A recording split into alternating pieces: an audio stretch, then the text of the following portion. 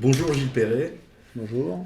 tu es réalisateur documentariste et tu réalises pour le cinéma, avec notamment Ma mondialisation en 2006. Après, il y a une trilogie de la Résistance, qu'on pourrait appeler une trilogie de la Résistance, Ouais, on peut dire ça. donc avec Walter, Retour en Résistance. Donc Les Jours Heureux, c'était sur le programme du Conseil national de la Résistance. Mm. Et La Sociale, c'était un peu la suite logique, Mm. donc sur la fondation de la sécurité sociale. Donc ensuite, tu as réalisé L'Insoumis, donc sur la campagne de Mélenchon, Mhm. en 2017. Et enfin, Je veux du soleil, donc c'était ta première collaboration avec François Ruffin. Ouais, en fait, bon, on se connaît depuis 15 ans avec François, donc on s'était toujours dit qu'on ferait des choses ensemble, mais moi j'habite en Haute-Savoie, lui à Amiens, on faisait chacun notre petite entreprise, on va dire. Moi, mes films avec des bouts de ficelle à la débrouille en Haute-Savoie, lui, Fakir à la débrouille à Amiens, et du coup, on est toujours resté en lien assez proche finalement, et on s'était dit qu'on ferait quelque chose ensemble, et c'est vraiment Jeu du Soleil qui a été notre première vraie collaboration, même si en rapport à la trilogie, le mot n'est pas forcément notre coopération. Oui, voilà. Ouais, c'est ça. Ouais. Je voulais te demander comment toi t'en es venu au cinéma en fait. Est-ce que c'était une vocation artistique ou c'était vraiment le militantisme qui t'a conduit à réaliser Oula, alors là, je sais les pas. deux? En fait, moi, je viens pas du tout des milieux comme ça. Moi, je viens d'un milieu ouvrier. Je veux dire, je suis allé au cinéma la première fois de ma vie, je devais avoir 14 ans. Il n'y avait pas de livre à la maison. Enfin, bon, c'était. Voilà. Mais j'ai fait des bonnes rencontres. Je faisais un peu de photos, de dessins. Et en fait, moi, j'ai un diplôme d'ingénieur en électronique. Donc, j'étais pas du tout voué à finir. Enfin, finir. Je sais pas si ma vie est terminée, mais en tout cas, dans le cinéma.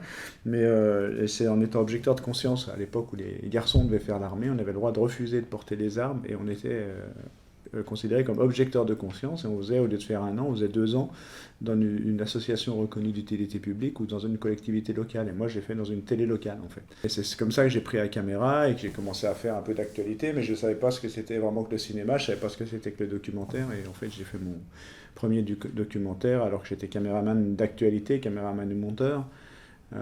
Mais toujours en vivant, d'ailleurs je vis toujours là où je suis né, dans un petit village de Quincy en Haute-Savoie, et j'ai filmé mes voisins en fait.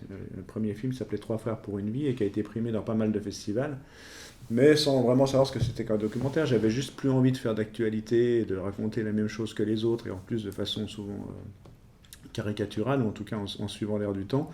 Et du coup, là, c'était de se donner le temps et de filmer mes voisins tels qu'ils étaient dans la vraie vie, en fait. De filmer la vraie vie et puis de se donner du temps et de donner la parole à des gens à qui on ne la donne pas, peu, et d'être le plus juste possible dans le récit, quoi. Voilà. Okay. Et en plus, c'est ce film-là qui m'a permis de faire les suivants, et puis après, bon, ben, mes affinités politique en tout cas, en fait. Puis c'était un peu le sens de ta question, au fait que je me suis intéressé aussi plutôt aux gens de peu qu'aux gens qui avaient déjà beaucoup. Et puis ben, voilà, ma mondialisation, qui était mon premier film sorti au cinéma, tourné dans les usines dans la vallée vers chez moi, où j'ai travaillé, mes parents ont travaillé aussi, et puis ensuite, voilà, des trios sur la résistance, toujours par des rencontres. En fait, c'est toujours des rencontres avec les gens qui ont suscité les films plutôt que la thématique. Au début, c'était esquiver l'armée, et après, ça a été les rencontres. Ouais, c'est ça, voilà. Ouais.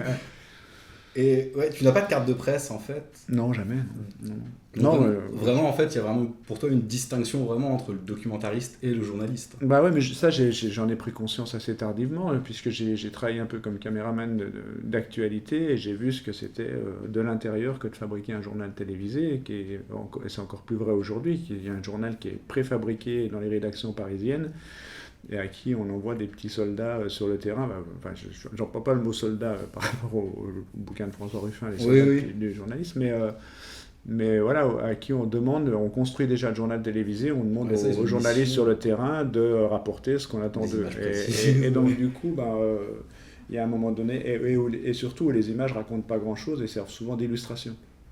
Et moi, j'avais envie que mes images, elles racontent aussi quelque chose. Pas forcément besoin de commentaires, pas forcément besoin d'interviews face caméra pour qu'une image raconte quelque chose. Et donc du coup, c'est pour ça que je me suis senti de plus en plus à l'aise dans le documentaire, dans un premier temps pour la télévision.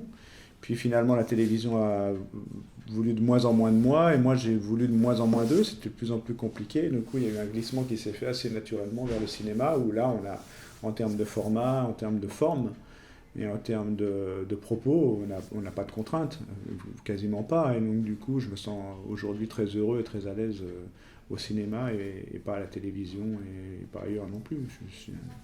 Souvent, je dis que par rapport au monde du travail que j'aime bien filmer, je pense que je suis un des salariés les plus heureux de France, dans le sens où je vis de mon métier, et plutôt pas mal. Rapport au salaire moyen, je veux dire, en France, je ne suis pas multimillionnaire, hein, c'est pas ce que je veux dire, mais et je dis ce que je veux dans le monde de l'entreprise aujourd'hui. Et puis j'ai en plus l'impression d'essayer de porter un discours avec les films que je peux faire, en tout cas d'essayer d'amener des choses sur la scène publique et qui soient support à débat. En fait, le cinéma, ça a toujours été un choix. Est-ce qu'il a été question, par exemple, pour ce film-là, on sait que le Covid, ça a pas mal bouleversé l'exploitation. Est-ce qu'il a déjà été question de passer par le streaming, ou alors vraiment, non, il faut que le documentaire passe au cinéma? Écoute, je me suis jamais trop posé la question. Moi, bon, déjà, le cinéma, pour moi, je veux dire, je fais du cinéma, mais je veux dire, quand j'aurai rien à raconter, je vois trop de films où les gens n'ont plus rien à raconter. Il faut continuer de faire des films. J'en fais pas. Mon objectif final est de toujours... voilà, quand t'as rien à dire, bah, tu dis rien, puis c'est tout. Puis tu fais pas de film, et tu squattes pas les écrans de cinéma. Donc j'espère que nous, du coup, quand on dit faire du cinéma, c'est qu'on fait du documentaire. Mais j'espère qu'on met du cinéma dans ce qu'on fait, et qu'on prend le temps de faire les choses correctement, qu'on est capable d'émouvoir les gens, de les énerver, de les faire pleurer, enfin voilà, et que tout ça fasse du cinéma, qu'il y ait la place au cinéma. Pour moi, l'avantage du cinéma, et ça rejoint le film qu'on a fait, donc Debout les femmes, c'est quand même d'être quand même tous en même temps dans une salle, de voir la même chose et éventuellement d'échanger à la fin. Et ça, c'est pas le streaming qui va nous l'amener, et c'est donc... ni la VOD, ni le DVD, ni tout ce que tu veux. Et donc du coup, moi, je suis très attaché. Je pense que je vais peut-être me la péter un peu, mais je pense que je suis un des réalisateurs qui a fait le plus grand nombre de débats dans tous les cinémas en France. À un moment donné, les cinémas, dans leur demande de subvention au CNC, ils avaient tous mon nom parce que j'étais passé, je ne sais pas combien, sur la sociale, j'ai dû faire 170 cinémas, sur les jours heureux presque autant. Enfin, donc du coup, voilà, et ça, c'est la salle quand même. Ouais. Avec des gens qui ne pensent pas forcément à la même chose, alors peut-être pas suffisamment de diversité, mais qui, à l'espace d'un temps, ont vu la même chose et ne portent pas forcément le même regard sur ce qu'ils ont vu. Et du coup, il y a de l'échange, et du coup, il y a un peu de complexité, et puis aussi quand on est ensemble, on est en groupe, on se sent plus fort aussi, et je pense que c'est aussi ce qui se passe dans Debout les femmes, quand on voit que finalement ces femmes isolées, atomisées dans leur travail, qui baissent la tête, quand on les met ensemble dans une fausse assemblée nationale pour le coup, elles relèvent la tête, elles se sentent fortes parce que tu te dis je suis pas tout seul, quoi. Et je crois qu'au cinéma il y a aussi ce sentiment-là de se sentir moins seul et de partager des choses ensemble. Comment tu travailles avec François Ruffin? Parce que tu as quand même un style assez différent de lui. Ouais, je sais pas. En fait, je crois que ce qu'on a en commun déjà, c'est déjà globalement de parler quand même de milieux sociaux qu'on aime bien, qu'on connaît bien. On aime bien les gens qu'on filme. Mis à part Bernard Arnault ou moi, il y a aussi des méchants dans mes films, mais il y a quand même cette sensibilité-là et cette envie-là de rendre beau les gens qu'on ne voit pas et qui sont rendus invisibles. Donc déjà, on a envie de faire les mêmes choses. Je pense qu'on a tous les deux un côté aussi impertinent de mettre en porte-à-faux parfois, de piquer, et puis aussi de vouloir mêler les affects dans nos films, c'est-à-dire mettre de l'humour, mettre de l'émotion, mettre de l'énervement et amener quand même du contenu. Donc ça... Et après, lui est plus, on va dire, plus impulsif, plus direct dans la façon de faire les choses, y compris au montage, que moi, qui utilise plus l'image à la limite. Et lui utilise plus le son. François il dit que lui, il est les oreilles, moi je suis les yeux. Ben, tout ça, ça fait que ça marche pas trop mal, notre tandem. Et on en parlait tout à l'heure, c'est vrai qu'on s'est quand même jamais engueulé et pourtant, on passe du temps ensemble, et ça, c'est plutôt une chance. Mais c'est aussi parce qu'on a des caractères différents. Lui a un caractère plus en dents de scie, plus volcanique. Moi, je suis un peu plus lisse. Enfin, lisse, non, parce que lisse, en tout cas, plus constant, on va dire. Et du coup, tout ça, ça permet de tempérer et de mener à bien nos entreprises, quoi. Mais en tout cas, on a envie encore de faire des films ensemble, donc c'est que ça marche pas trop mal. Il y a une autre différence aussi, du coup, qui doit pas mal jouer dans la dynamique, dans votre dynamique, c'est que lui est acteur aussi, très présent à l'image. Toi, on t'aperçoit dans le film masqué. C'est vraiment deux. Ah bah oui, mais de toute façon, François, voilà, il a ce côté-là, c'est un personnage public, et il a aussi un côté où il a 1000 idées à la seconde, qui sont plutôt plutôt bonne en général. Ça génère aussi de la matière rapidement. Enfin, souvent, on est sur le bon coup, au bon endroit, on rencontre la bonne personne. Et ça, il amène ça, que moi, il me faudrait peut-être plus de temps pour être... Par contre, on a tous les deux un côté où quand on tourne, on est à l'aise et on n'est pas... On est toujours... Enfin, voilà, peut-être ça peut se gâter, là, il faudra se poser des questions, mais on est toujours vachement bien reçu chez les gens chez qui on va. Il n'y a pas de blocage, on n'arrive pas avec une attitude un peu dominante de sachant qui arrive avec une petite caméra et un procédé de tournage qui est très minimaliste. Et donc du coup, tout ça fonctionne bien. Après, bah voilà, le côté effectivement de François, qui est personnage public, qui se met en scène et tout, c'est pas un petit paramètre. Le dosage n'est pas toujours évident à trouver parce qu'on sait aussi que il y a des gens que François insupporte, donc du coup, c'est bien sûr. Et puis bien sûr, alors ça peut être quelque chose que tu as connu toi aussi sur l'Insoumis où ça a posé des problèmes au film directement. Directement, Et donc du coup, il faut bien doser au montage, le curseur n'est pas forcément facile à placer. Et là, c'est un avantage d'avoir François parce qu'il a cette capacité à susciter des situations, à avoir la bonne répartie au bon moment, la bonne dose d'humour au bon moment, ce qui n'est pas toujours facile. Quand tu es dans un moment émouvant ou dans de la détresse, sortir le bon trait d'humour qui va détendre tout ça, il ne faut pas se louper, quoi. Et lui, il sait faire ça. Et ça, c'est vachement bien. Et puis le côté plus difficile, c'est que de temps en temps... avec Cécile, la monteuse, parce que le film on le construit vraiment à trois et c'est pas Cécile Dubois, c'est Dubois, ça, ouais. Et ben il y a des fois où il y a des trucs qui sont vachement bien avec François. Tu te dis si on met ça, ça va être encore. C'est François qui s'il co-signait pas le film, on se poserait pas la question. S'il co-signe le film, tu te dis bon, faut pas non plus qu'on le mette trop en valeur parce que il y a des fois on a envie et puis après tu dis oh putain bon, ça va encore être. Tu vois, donc en fait il y a des gros avantages et puis les inconvénients c'est ça. Surtout là, la démarche est quand même un peu différente aussi de Jeux du Soleil. Parce que dans Jeux du Soleil, vous voyez très bien que François Ruffin était encore reporter et directement réalisateur, alors que là, on le voit en député dans le film, dans son action. Donc l'exercice est un peu différent aussi. Bien sûr. Mais tu vois, là, le constat, en tout cas, depuis le début, enfin, le retour un peu de la presse et puis des spectateurs, c'est que sur ce film-là, il y en a beaucoup qui estiment que c'est en tout cas sur les trois films de François, que c'est celui qui touche le plus et qui est le meilleur. C'est tenté qu'il y ait du meilleur ou du moins bon, mais il y a aussi, on sent moins grincer des dents les gens qui détestent François. Et tu vois, on voit même dans les réseaux des cinémas, il y a beaucoup de cinémas qui le demandent, presque tous, et on n'a pas les grincheux habituels, quoi. Donc je pense que le dosage est peut-être moins insupportable pour ces gens-là, quoi. Bon. Mais peut-être que je me trompe, je sais pas. Non, je pense que le couple avec déjà, il y a deux, effectivement, tu as raison, il y a ça, puis je crois qu'aussi on voit beaucoup François au début parce qu'il faut placer le cadre du film, et finalement il s'efface au profit des femmes qui restent à la fin. C'est elles qui finissent le film et tout, et donc du coup, je pense qu'il y a aussi ce côté-là où on oublie, peut-être aussi. Il y a aussi autre chose par rapport aux deux précédents films, là, est plus riche. On a d'abord la démarche de suivre le travail parlementaire. Ensuite, on a le couple avec Bruno Bonnell. Ensuite, on a le couple et le sujet des métiers du lien qui ressort. Après, on a le Covid qui se rajoute à ça. Est-ce qu'il n'y a pas un moment en fait où vous n'avez pas eu peur de perdre le fil Non, je crois pas.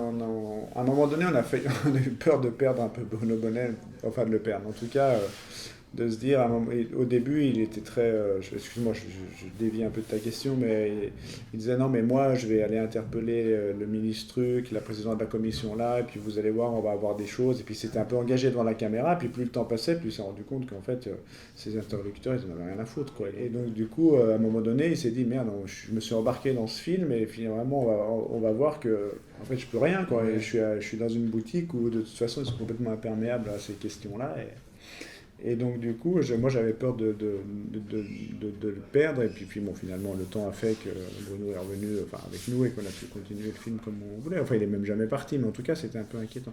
Après, nous perdre, non, je crois pas, mais l'inquiétude c'était plus de perdre le spectateur, plutôt dans les questions de comment rendre à peu près digeste une mission d'information parlementaire. Et donc ce travail parlementaire-là, de trouver le moyen de se faufiler dans ce qu'est le parcours d'une loi, d'un amendement et tout ça. Mais après, je pense qu'au contraire, l'arrivée du Covid donne donne de l'élan au film. C'est incroyable. En fait. Et du coup, on se retrouve comme un peu Jeux du Soleil, être le premier film qui sort et qui traite de la question du Covid et de choses comme ça. Et je pense que c'est plutôt un plus qu'une impression de se perdre. Après, je ne sais pas si toi tu t'es perdu dans le film. Mais... Non, pas du tout. Mais c'est quelque chose qu'on peut. Non, mais c'est sûr qu'il y a une crainte. On se dit. Non, mais c'est sûr qu'il y a beaucoup de choses. Je me demande comment vous avez fait pour sortir le film aussi vite.